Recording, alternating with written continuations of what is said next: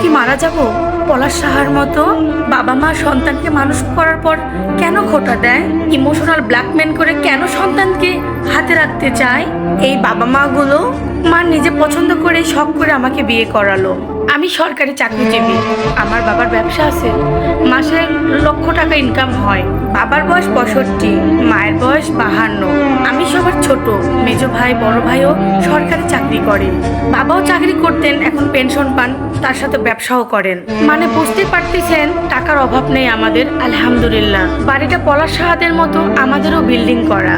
বিয়ের পর থেকে আমাদের মেজো ভাই বড় ভাই বউদের সাথে সবসময় ক্যাচাল করতেন। সবসময় আমার মা বলতেন, ছেলেকে আমি কষ্ট করে মানুষ করেছি, ছেলে আমার। মায়ের কথা একটাই ছিলেন, আমার ভাবিদের কোনো অধিকার নেই, সব অধিকার আমার মায়ের। অবশেষে একই বিল্ডিং এ ভাইরা আলাদা হলো। আমার মা তারপরও তাদের সংসারে নাক গালাতেন। ভাইরা প্রতি মাসে মাকে 10,000 টাকা করে দিতেন। বিয়ের পর আমি আর আমার বউ একা সময় কখনো কাটাতে পারতাম না। মা আমাদের সংসারে থাকতেন, একটা রুমে মা বাবা, একটা রুমে আমরা থাকতাম।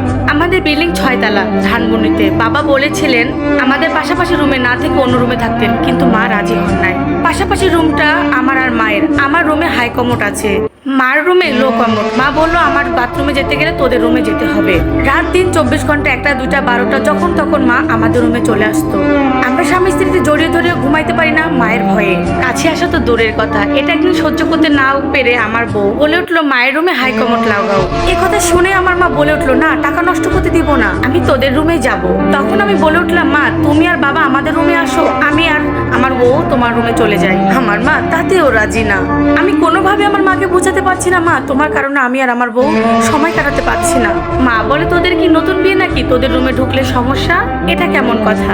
আপনারাই ভাবুন, আপনি আর আপনার বউ শুয়ে আছেন একটু রোমান্টিক ভাবে, কাপড় চোপড় এলোমেলো, নক না করে আপনার মা ঢুকে পড়লে তখন আপনাদের কেমন লাগবে?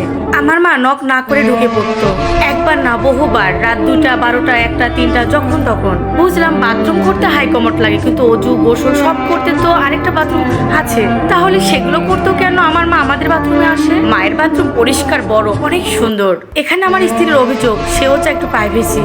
আমি আর আমার বউ কখনো একা সময় কাটাতে পারতাম না। অফিস থেকে আসার পরই মা শুরু করে দিত বড় ভাই মেজো ভাইয়ের সংসারে কি হলো এটা নিয়ে। আমার বউয়ের বয়স 21 আর আমার 28। সারাদিন আমার বউ একা কাজ করে, মা একটুও সাহায্য করে না। এরপরেও বউয়ের নামে বিভিন্ন কথা আমাকে বলতো আমার মা। আর যদি বউকে নিয়ে একটু বাইরে যেতে যেতাম, মা ইচ্ছা করে আমাদের পিছু নিত। বউয়ের কাছে রুমে যেতে অনেক রাত হয়ে যেত। মা প্রতিদিন বলতো, তোদের পিছনে এত টাকা খরচ করেছি, তোদেরকে এভাবে মানুষ করেছি, এখন তোরা সেই বউ পাগল। আমার কোনো ভাই ইচ্ছা করে আলাদা হয়নি, এবং আমার কোনো ভাইও মার সঙ্গে কখনো খারাপ ব্যবহার করেনি। মা চাইতো আমাদেরকে হাতে রাখবে, কিন্তু বউদেরও তো চাহিদা থাকে, তারাও তো চায় দিন শেষে একটু স্বামীর সঙ্গে সময় কাটাবে। মায়ের কথা, এই বাড়িতে মায়ের অনুমতি ছাড়া কেউ কখনো কোনো স্বাদ নিতে পারবে না। এভাবে চলতে চলতে বিয়ের 2.5 বছর পর বউ এবার মুখ খুললো, হয় আমাকে নিয়ে আলাদা হও, আর নইলে আমাকে তালাক দিয়ে দাও তুমি। আমি তোমার বিয়ে করা বউ, আমিও তোমার কাছ থেকে একটু সময় চাই, একটু ভালোবাসা চাই। সারাদিন আমি কাজ করি, আর রাতে তুমি এসে তোমার মায়ের সঙ্গে গল্প জুড়ো শোয়ার আগ পর্যন্ত, তারপরে শুয়ে পড়ো, তারপর সকালে উঠে তুমি অফিসে চলে যাও। তাহলে তুমি আমাকে কখন সময় দাও? শুধু কি মায়ের কথা শোনা, মাকে সেবা করাই? ইসলামে তো বউদের শাশুড়িকে সেবা করার ফরজ না। আমি আমার মা যদি কথা বলতাম, তারপরে যদি আমার বউ এসে বসতো, আমার মা বলতো আমার বউ নাকি নজরদারি করছে, তাই বউ চলে যেত। এভাবে আমার চলছে জীবনটা। আমারও ইচ্ছে করে পলাশ সাহার মতো মরে যেতে।